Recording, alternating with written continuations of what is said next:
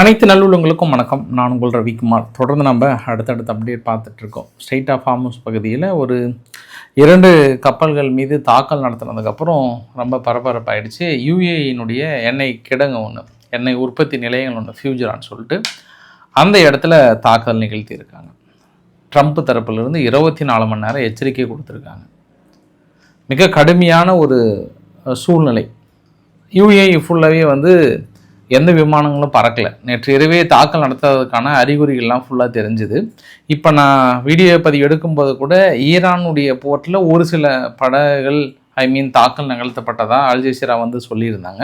அதனால் நம்ம ஒரு பரபரப்பான சம்பவத்துக்குள்ளே நுழைய போகிறோம். அவ்வளோதான். தமிழகத்தினுடைய பரபரப்பு இனி அடங்கி விட்டது. அடுத்து நம்ம பரபரப்பு எங்கே போகிறோம்? நம்ம ஈரானுக்கு போகிறோம். வாங்க நண்பர்களே. ஸோ வீடியோக்குள்ள போகிறதுக்கு முன்பு நீங்கள் நம்ம சேனலை சப்ஸ்கிரைப் பண்ணலாம்.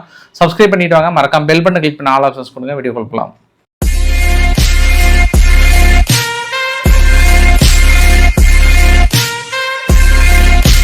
அதாவது தமிழக தேர்தலில் பரபரப்பு ஒரு கிளியர் மெஜாரிட்டியாக தெரிஞ்சாலுமே இன்னும் கொஞ்சம் அப்படியே இழுத்துட்டு போகிறாங்க. அப்படியே தொங்கு சட்டசபை வந்துருச்சு, அவங்க ஆதரவு கொடுக்க மாட்டாங்க, இவங்க ஆதரவு கொடுக்க மாட்டாங்க, அவ்வளோதான் இவ்வளோதான் அப்படின்னு பேசிகிட்டு இருப்பாங்க. அதெல்லாம் ஒன்றும் ஆகாது பாஸ், சர்வசாதாரணமாக முடிச்சுட்டு போயிடுவாங்க.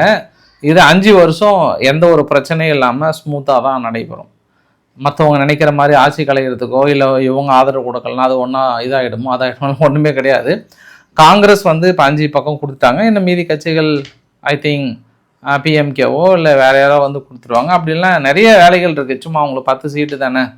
அதனால் ரொம்ப பெருசாக பரபரப்பாக்கி அது ஊதி அதுலேயே நம்ம அதாவது நிறைய பேர் உட்காந்து கவனிக்க வேண்டிய செயல்லாம் இல்லைன்னு நான் நினைக்கிறேன். நான் தொடர்ந்து அதை பற்றின விவாதங்கள் பேசிகிட்டு இருக்கிறனால அது கடந்து போகக்கூடிய ஒரு செய்தி அதுன்னு தான் நான் நினைக்கிறேன். ரொம்ப சிம்பிளாக முடிகிற செய்தியை ஊதி பெருசாக்கி அதா இதா ஓ அப்படின்னு நம்ம பேச வேண்டியதில்லைன்ட்டு என்னுடைய தாழ்மைய கருத்துமே கூட. காலையிலிருந்து பயங்கரமாக பிரேக்கிங்காக போட்டிருந்தாங்க. தொங்கு சட்டசபை அப்படி இப்படின்லாம் போட்டிருந்தாங்க இல்லையா. அதனால் திடீர்னு எனக்கு ஆக்சுவலாக அது பேசணும் இல்லை, திடீர்னு எனக்கு தோணுச்சு. அந்தளவுக்கு ஒரு கடினமான இதெல்லாம் இருக்காது.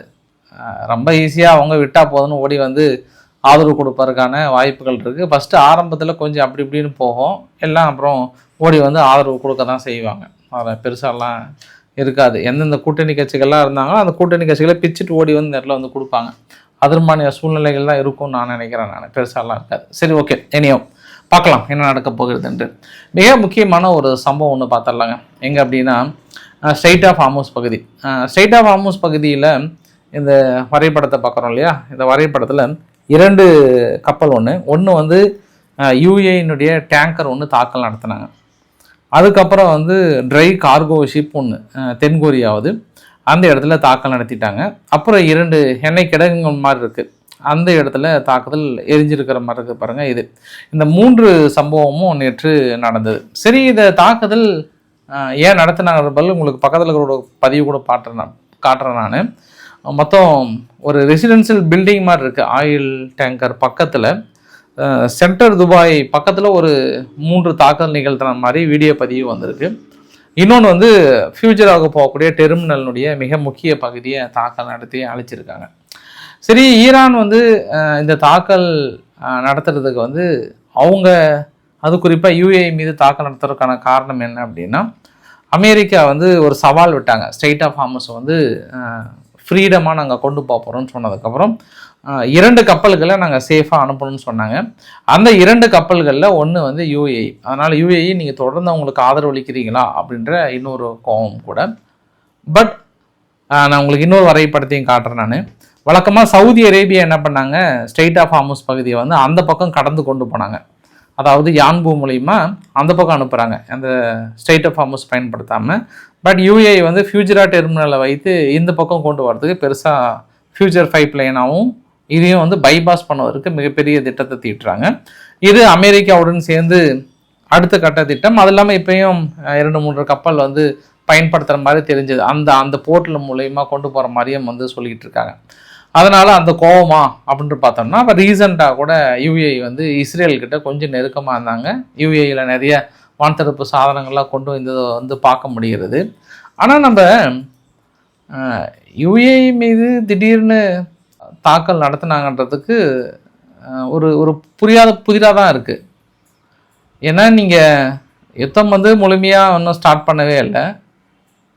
அதற்கு யூஏயில் என்ன சொன்னாங்கன்னா மொத்தம் 12 பாலிஸ்டிக் மிசைல்ஸ் மூலயமா ஏவி இருக்காங்க, 3 குரூஸ் மிசைல்ஸு, 4 ட்ரோன் மூலயமா தாக்கல் நடத்தியிருக்காங்க.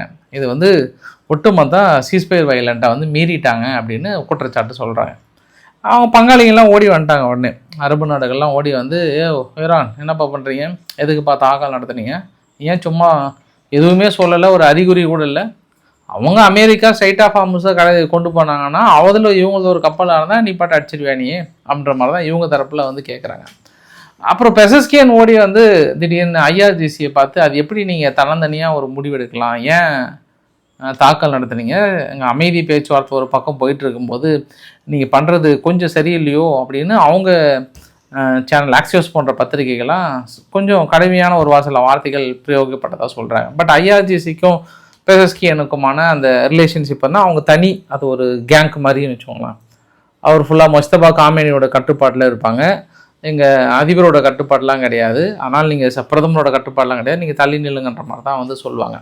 ஆனால் இவ்வளோ சம்பவம் முடிஞ்சு ஒரு 12 பாலிஸ்டிக் மிசைல்ஸு, ட்ரோனு, குரூஸ் மிசைல்ஸ்லாம் அனுப்புகிறாங்க, பற்றி எரிஞ்சிட்ருக்கு, சம்பவம் பெருசாக இருக்குது, கப்பலையும் அடிச்சிட்டாங்க.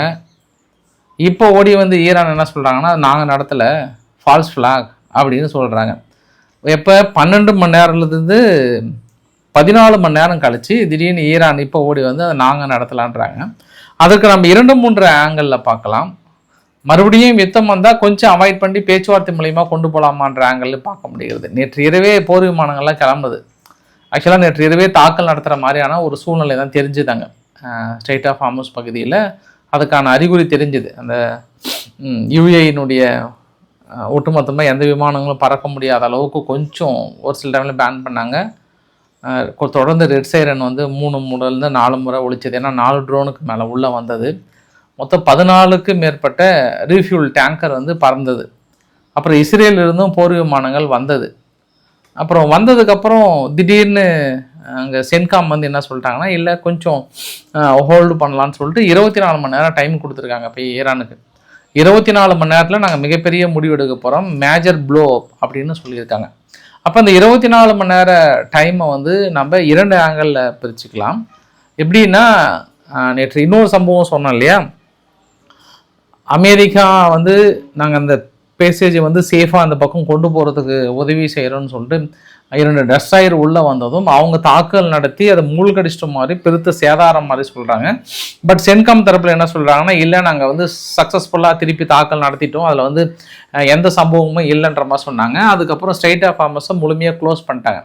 க்ளோஸ் பண்ணிவிட்டு கேலிபஃப் யார், ஈரானுடைய பார்லிமெண்ட் ஸ்பீக்கர் என்ன சொல்கிறாருன்னா, அது எங்கள் கட்டுப்பாட்டுக்கு வந்துருச்சு, இது மோனோபோலியே இதுக்கப்புறம் நாங்கள் டிசைட் பண்ணுறது தான், வேறொரு நாடு வந்து முடிவெடுக்கக்கூடிய அதிகாரம்லாம் இங்கே கிடையாது, அது எங்கள் கோட்டை அப்படின்ட்டாங்க.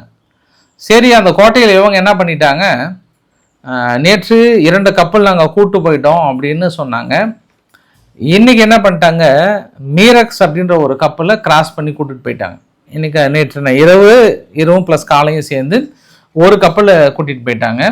இன்னொரு வந்து சென்காம் என்ன சொல்கிறாங்கன்னா, அவனுடைய சிக்னல்லாம் வந்து ஆஃப் பண்ணிட்டாங்க, கல்ஃபாம் வார்மனில் கடந்துட்டுருக்கு அப்படின்னு 2 அறிவிப்பு.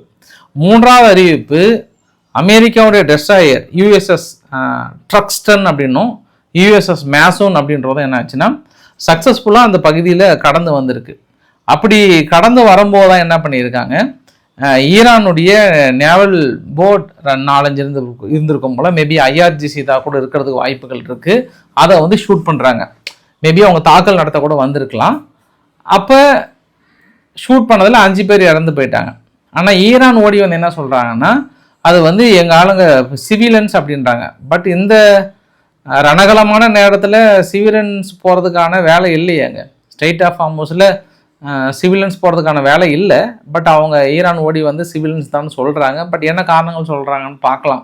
ஒருவேளை மீன் பிடிக்க போனாங்கன்னு சொல்கிறாங்களான்னு தெரியல. பட் அந்த பகுதி மீன் பிடிக்கிற பகுதி மாதிரி கூட தெரியல. எனக்கு தெரிஞ்சு அது ஐஆர்ஜிசி போட் வந்து இடைமறிக்கு ஏதாவது வந்திருக்கணும். இவங்க தான் அப்பாச்சி ஹெலிகாப்டர்லேருந்து ஃபுல்லாகவே தனது கட்டுப்பாட்டுக்குள்ளே கொண்டு வர்றதுக்காக பயங்கர ஃபோர்ஸாக இருக்கிறாங்க இல்லையா. கண்டிப்பாக ஒரு சில இடத்துல கன் ஷூட் நடந்ததாகவும் சொல்கிறாங்க. அதனால் 5 பேர் பக்கம் இறந்து போனதாக சொல்கிறாங்க. அதில் இன்னொரு அடிஷ்னல் விஷயம் என்னென்னா, 6 ஐஆர்ஜிசியினுடைய வெசல்ஸ் வந்து முழுமையாக தாக்கல் நடத்தப்பட்டிருக்கிறது அந்த இடத்துல. இந்த 6 ஐஆர்ஜிசி வெசல்ஸும் தாக்கல் நடத்தப்பட்டு கொஞ்சம் சாதாரணமாக இருக்குது. இப்போ காலையில் கூட அந்த இடத்துல புகை மண்டலமாக தெரிஞ்சுது ஒரு தாக்கல் நடத்தப்பட்டது. அதற்கு ஐஆர்ஜிசியினுடைய அவங்களுடைய காப்பனுடைய தலைவர் என்ன சொல்லிட்டாங்கன்னா, எல்லாருமே இந்த ஷிப்புன்னா இந்த ஸ்டேட் ஆஃப் ஹார்மஸில் கப்பல் போகும்போது அதுக்கு வந்து மிரட்டல் கொடுக்கறது, அப்புறம் வந்து டோல்கேட் வசூல் பண்ணுறதுக்கான ஒரு சின்ன சின்ன போட்டு ஷிப்பெல்லாம் இருக்குல்ல, அது எல்லாமே ரெடி பண்ணி வைக்க சொல்கிறாங்க. எல்லாமே தயாராக இருந்துக்கோங்க, நம்ம எந்த நேரத்துலனாலும் நம்ம களத்தில் இறங்கணும், நம்மளை மீறி நம்ம கோட்டையை மீறி ஒருத்தர் கூட ஓட்ட போட விடவே கூடாது, கம்ப்ளீட்டாக நம்ம கிளம்பணும், நம்ம கட்டுப்பாட்டுக்குள்ளே வரணும் அப்படின்ற மாதிரிலாம் வந்து சொல்லியிருக்காங்க. பட் பார்க்கலாம். ஆனால் இது வந்து மறுபடியும் தொடங்க போகிறாங்க. மேபி இன்னும் 2 நாளில் யுத்தம் தொடங்குவதற்கான வாய்ப்புகள் இருக்குது. பேச்சுவார்த்தைக்கு நெருங்கிறதுக்கான வாய்ப்புகள் எல்லாமே ஃபினிஷ் ஆகிடுச்சு. எனியோ சாதாரண இந்த எளிய மனிதனுடைய ஒரு எண்ணமும் வந்து கொஞ்சம் நிறைவேறி இருக்கிறத நம்ம சந்தோஷமாக நினைக்கலாம். நான் இந்த கேப்பில் உங்களையும் கொஞ்சம் கோத்து விட்டுக்கலான்னுக்கிறேன். நீங்களே என்னோட ஜாயின் பண்ணிவிடுங்க. ஏன்னா நான் தான் கேட்டேன், ஈரான் அமெரிக்கா கொஞ்சம் இந்த மே 4 வரைக்கும் கொஞ்சம் பொறுமையாக இருங்க, இங்கே ரிசல்ட் வேறு இன்ட்ரெஸ்டிங்காக இருக்குது, இதெல்லாம் தாண்டி நம்ம கண்டென்ட் எடுக்கிறது கொஞ்சம் டிலே ஆகும், ஏன்னா நம்மளும் மனிதர்கள் தான், இதை கடந்து போக முடியாது. ரிசல்ட்டை பார்த்து அடுத்து என்ன ஏதுன்னு தெரிந்து கொள்ள வேண்டிய சூழ்நிலையாக இருக்கிறது. அதனால் கொஞ்சம் வெயிட் பண்ணுங்கன்னு கொஞ்சம் கோரிக்கை வச்சுருந்தோம். பரவாயில்ல, அந்த கோரிக்கை நிறைவேற்றுறோம். நம்மளுக்கு ஏற்ற மாதிரி பாருங்கள், கரெக்டாக எலெக்ஷன் முடியுது, அந்த பரபரப்பு 5-6க்குள்ளே அடங்கிடும் ஓரளவுக்கு. இப்போ நம்ம கரெக்டாக ஈரானுக்கு பயணம் பண்ண வேண்டிய ஒரு சூழ்நிலையாக இருக்குது இல்லையா. அது இல்லாமல் நானுமே பாருங்கள், காலையில் 10 மணிக்கு போட வேண்டிய வீடியோ, இந்த மாதிரி நியூஸ் அது இதுன்னு பார்த்து சுற்றி வர்றது எல்லாமே அலசி ஆராய்ஞ்சு பேசி எல்லாம் அப்படி இப்படின்ட்டு வந்து சேர்த்து உங்களுக்குள்ள நியூஸை கொண்டு வந்து சேர்த்துறதுக்குள்ளே 1 மணி பக்கம் ஆயிடுது. ஏன்னா நம்ம எக்ஸலில் ஃபுல்லாக இதற்கு முன்பெல்லாம் எப்படி இருக்குன்னா, எக்ஸலில் மட்டும் இல்லை, நான் நியூஸ் கேதர் பண்ணுறேன் மற்ற எல்லாவும் பார்த்தோம் அப்படின்னா டக்குன்னு வந்து கொட்டும். இப்போ இந்த மாதிரி தேவையில்லாத வீடியோஸ்லாம் நிறையா வரும், அதுக்கு ஒரு 4-5 நாள் ஆகும் கொஞ்சம் ஒதுக்கிட்டு மறுபடியும் உங்ககிட்ட ஃபுல்லாக வந்து சேர்ந்ததுக்கு. பட் அந்த ஃபியூச்சரா பகுதியில் என்னாச்சுன்னா, ஃபியூச்சரான்ற பகுதியில் நம்ம இந்தியர்கள் ஒரு 3 பேர் வேலை செஞ்சுருக்காங்க. அவங்க வந்து இன்ஜூர்ட் ஆகிருக்காங்க. ஸோ அதனால் இந்தியா தரப்பில் இருந்து கண்டனத்தை தெரிவித்திருக்கிறாங்க ஈரானுக்கு. ஈரான் நீங்கள் வந்து காரணமே இல்லாமல் தாக்கல் நடத்திருக்கிறது தனது கடும் கண்டனம். ஈரானுக்கு எல்லா நாடுகளுமே கண்டனம் தெரிவித்திருக்கிறாங்க. பட் ஈரான் நாங்கள் இல்லை, அது வந்து அமெரிக்கா தான் அப்படின்னு சொல்லியிருக்காங்க. பட் அது எந்த அளவுக்கு சாத்தியக்கூறுக்குன்னு தெரியல. அதை தாண்டி லெபனான் விவகாரத்தை நம்ம பார்த்தோம் அப்படின்னா, லெபனான் விவகாரம் வந்து நேற்று மறுபடியும் தாக்குதல். ஒவ்வொரு நாளுமே வந்து இஸ்ரேல் தனது தாக்குதலை அதிகப்படுத்தி கொண்டே இருக்கிறது. கிரவுண்ட் ஃபோர்ஸை வந்து கொஞ்சம் அதாவது முன்னேற மாதிரி இருந்தாலுமே வந்து முன்னேற முடியல, கொஞ்சம் ரொம்ப மெதுவாக தான் முன்னேறாங்க. ஏன்னா உள்ளே இருந்துட்டு ஹெஸ்புல்லா பெரிய டஃப் கொடுக்குறாங்க. உங்களுக்கு இந்த வரைபடத்தை பாருங்களா, இந்த வரைபடத்தை தெரியுதுங்களா, கீழே அந்த சைடு பாருங்கள், இந்த மஞ்சள் கலர்லாம் இருக்குது பாருங்கள், அந்த மஞ்சள் கலர்லாம் வந்து ட்ரோன் அட்டாக் கொடுத்துருக்காங்க, ட்ரோன் அட்டாக் பண்ணியிருக்காங்க. மீதி பச்சை கலர் வந்து இஸ்ரேல் நடத்தின தாக்குதல். கொஞ்சம் கூட குறையாமல் அடுத்தடுத்து வார்னிங் கொடுக்குறாங்க, முக்கிய கிராமங்களில் மக்களை வெளியேற சொல்கிறாங்க, கேப் இல்லாமல் நடத்திட்டே தாங்கிறாங்க. ஈரான் இந்த யுத்தத்தை நிறுத்த சொல்கிறாங்க. பட் அமெரிக்கா இன்றைக்கி கூட என்ன சொன்னாங்கன்னா, லெபனான் யுத்தத்துக்கும் எங்களுக்கும் சம்மந்தம் இல்லைன்ட்டாங்க. ஹெஸ்புல்லா என்ன சொல்கிறாங்கன்னா, எங்களை இல்லாமல் லெபனான் போயிட்டு நேரடியாக இஸ்ரேல்கிட்ட பேச்சுவார்த்தை நடத்துனீங்கன்னா முடிச்சிடுவோம், உங்கள் கதையை முடிச்சிடுவோம் அப்படின்றாங்க அவங்க தரப்புல இருந்து. அதனால் லெபனான் இப்போதைக்கு தீர்வு கிடைக்குமான்னு எனக்கு தெரியல, பார்க்கலாம் பொறுத்திருந்து.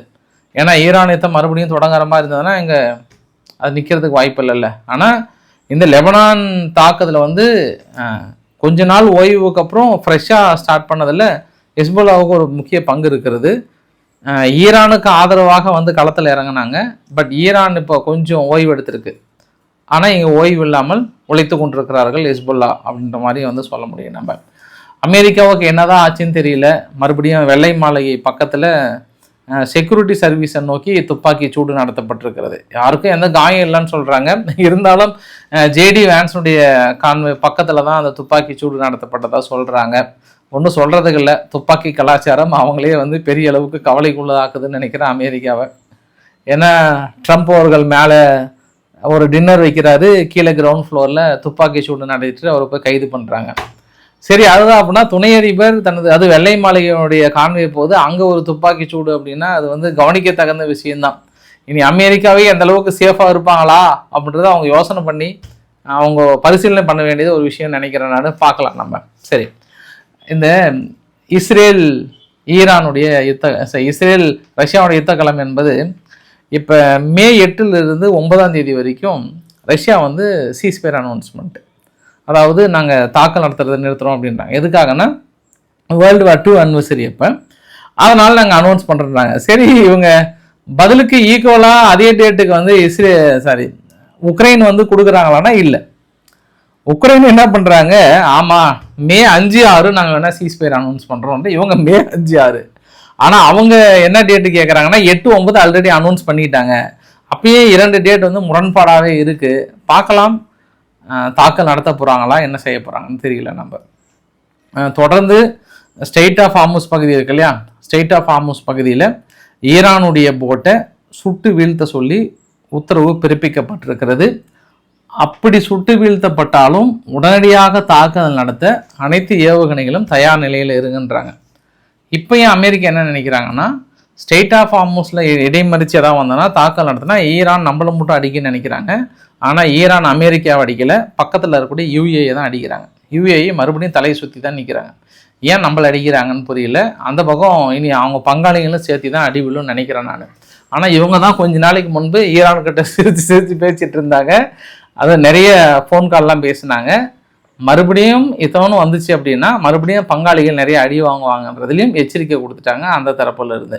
காரணம் என்னவென்றால், அங்கே அமெரிக்காவுடைய நிலைகளை நீங்கள் வெளியேற்ற வேண்டும்ன்றாங்க. சரி, இந்த கிளைமேக்ஸில் ஒரு முக்கியமான செய்தி. பாகிஸ்தானுக்கு அமெரிக்கா நன்றி கடனாக சுமார் 488 மில்லியன் F-16 ரேடார் அப்கிரேடை வந்து ஒப்புதல் கொடுத்துருக்குறாங்க. ஏற்கனவே பாகிஸ்தான் வந்து 75லேருந்து 85 F-16 பக்கம் வந்து பூஸ்ட் பண்ணுன்ற மாதிரி வந்து கேட்டிருந்தாங்க. அதனால் அதுக்கான ஒப்புதல் வந்து அதிகபட்சம் வந்து கொடுத்துருக்காங்க. அது இல்லாமல் டிஃபென்ஸ் டீல் 656 மில்லியனுக்கு மேலே வந்து அமெரிக்கா கொடுத்துருக்காங்க. தொடர்ந்து அமெரிக்கா பாகிஸ்தானுடைய இராணுவத்தை பலப்படுத்தி கொண்டிருக்கிறது அப்படின்றதும் ஒரு கூடுதல் தகவலாக பார்க்க முடிகிறது. ஸோ நமக்கு எதிரான வேலைகளில் எந்த வகையிலும் அமெரிக்கா ஸ்ட்ராங் பண்ணிகிட்டே தான் இருக்கிறாங்க. அதுவும் குறிப்பாக பாகிஸ்தானுக்கான உதவிகள் மிக அதிகமான அளவு கொடுத்துட்டே தான் இருக்கிறாங்கன்றது ஒரு கூடுதல் தகவல். இன்றைக்கு ஓரளவுக்கான தகவலை நான் கவர் பண்ணிட்டு நினைக்கிறேன். நான் பிடிச்சிருந்தா லைக் பண்ணுங்கள், ஃப்ரெண்ட்ஸுக்கு ஷேர் பண்ணுங்கள், சப்ஸ்கிரைப் பண்ணுங்கள். ரவிக்குமார் சோமு சேனல். நன்றி, வணக்கம்.